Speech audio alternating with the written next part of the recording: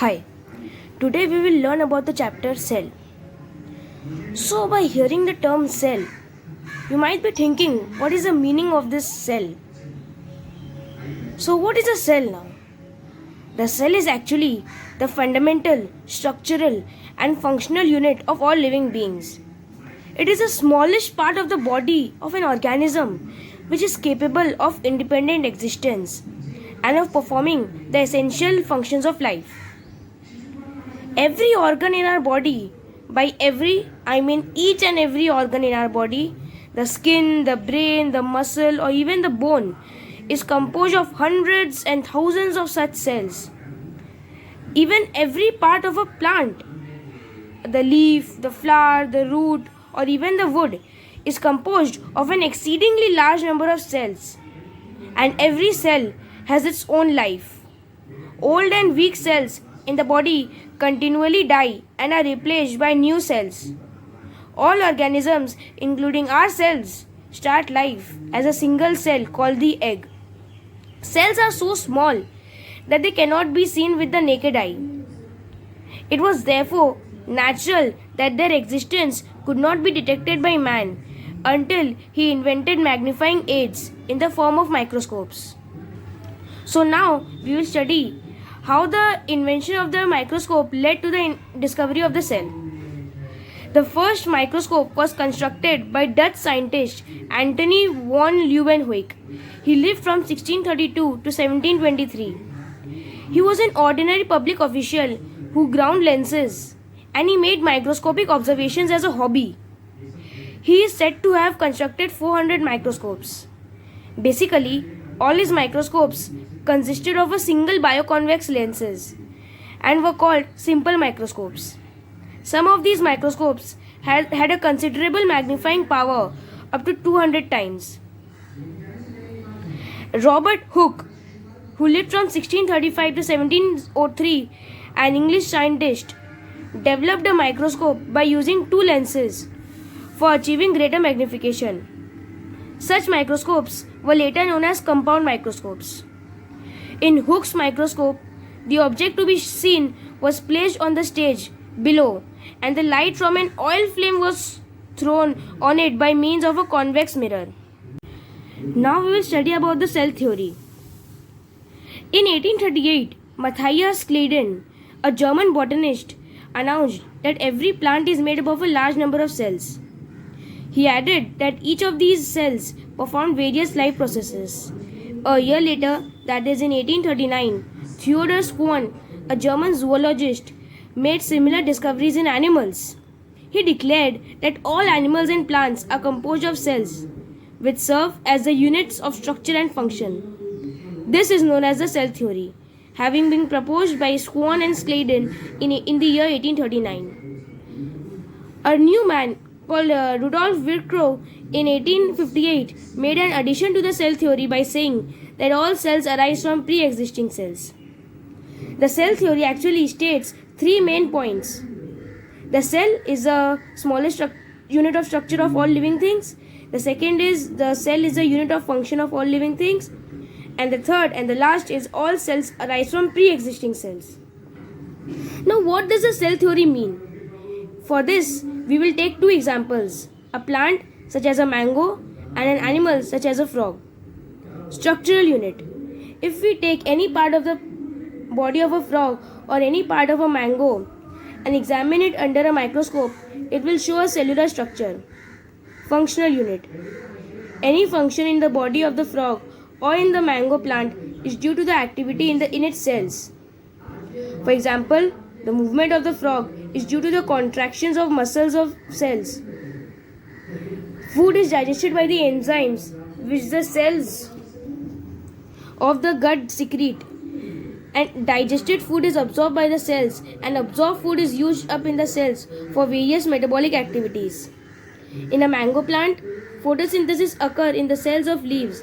The root cells absorb water from the soil and so cells die and are replaced. The body of the frog or of the mango tree is composed of millions and millions of cells. Many of these cells continuously die and are replaced by new ones, which are formed by the division of younger cells. Formation of cells from pre-existing cells is a never-ending chain. all life starts as a single cell. The life of the frog and the life of the mango tree started as an egg and a seed respectively. The egg was a single cell produced by the cells of the ovary of the mother frog. The mango seed had an embryo which also started as a single cell in the ovary of the flowers of the parent mango tree. Now we'll study the number of cells in different types of organisms. The main principle is larger an organism, greater the number of cells in its body. Single-celled organisms. Many small plants and animals are made up of just one single cell. Some examples are bacteria, yeast and amoeba. Some organisms like very small plants and animals are made up of relatively few cells, just a few hundred or a few thousand cells. Some examples are Spirogyra and Volvox. Most plants and animals we see around us, including our cells, are made up of millions and billions of cells. You don't need any examples because there are most of them in the world. An average sized adult human constitutes approximately 1000 million cells in the whole body, 10,000 million nerve cells only in the brain cortex, 5 to 6 million red blood cells and 7,000 white blood cells per cubic meter of blood. Cells. How small? Cells are very small and are seen only with a microscope. Thus, before the discovery of the cell, the microscope was invented, as I had said earlier. The smallest cells are the bacteria, red blood cells in the human body, etc. The size of the bacteria is 0.3 to 5.0 micrometer, and the size of red blood cells is about 7 micrometer. The longest cells are the nerve cells. The largest cells are the bird's eggs. Actually, the central yellow sphere. We learn about the smallness of cells, which is a greater efficiency. Cells generally remain small in size, and this is so for two main reasons. Different regions of a cell can communicate with each other rapidly for the cell to function effectively. Cells have a large surface area volume ratio for greater diffusion of substances in and out of the cell. To understand this second advantage, before the surface area volume ratio, imagine a cube with each of its sides measuring 2 millimeters. The total surface area of this cube will be 2 into 2 millimeters into 6 surfaces is equal to 24 square millimeters. Suppose we cut this cube into 8 equal smaller cubes by reducing each side by half its length. Then the total surface area of these 8 smaller cubes will be 1 into 1 into 6 into 8 is equal to 48 square millimeters, which is double that of the original larger cube. The total volume in both the cases still remains the same. This is how the smallness of cells is a greater efficiency. The larger surface area relative to the volume of the cell ensures greater diffusion of nutrients into the cell, metabolic waste from the interior to the outside of the cell, the respiratory gases, that is oxygen, into the cell, and carbon dioxide out of the cell. Any damage to the cell can be easily repaired. Now we will learn about the cell shapes.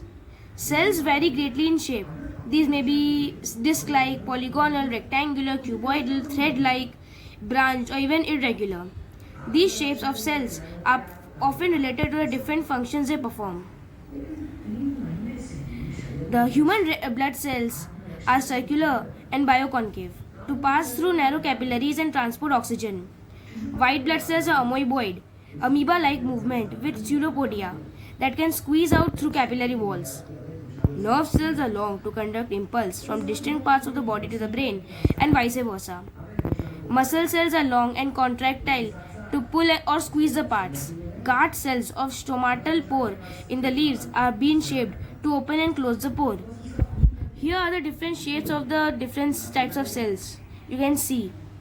So this was all in this video of mine. If you liked it, please subscribe it and give it a like. In my next video of biology, I will discuss about the structure of the cell, about the different parts, their functions and the characteristics. Thank you.